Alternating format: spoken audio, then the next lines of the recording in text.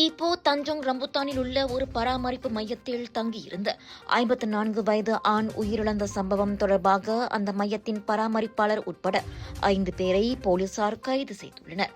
நேற்று பிற்பகல் சுமார் 2 மணியளவில் தஞ்சோங் ரம்புத்தான சுகாதார நிலைய பணியாளர்கள் பாதிக்கப்பட்டவர் உயிரிழந்ததை உறுதிப்படுத்தினர்.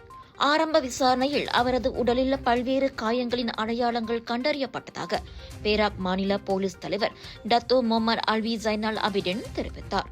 உயிரிழப்பிற்கான உண்மையான காரணத்தையும் சம்பந்தப்பட்ட ஒவ்வொருவரின் பங்கையும் கண்டறிய போலீசார் தீவிர விசாரணையை மேற்கொண்டு வருகின்றனர்.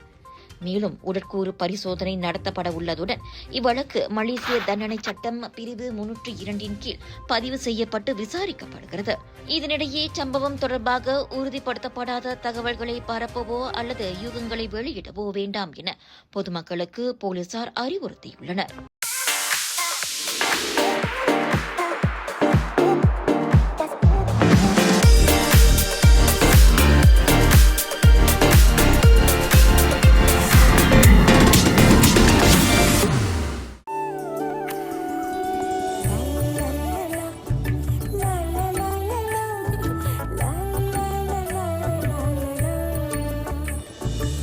எல்லார் நம்பிக்கையும் நிறைவேறணுங்கிறது தான் ஏன் பிரார்த்தனை. Z Black 3 in 1 ஊதுபத்தி, அசல் 3 in 1 ஊதுபத்தி, பிரார்த்தனை கைகூடும்.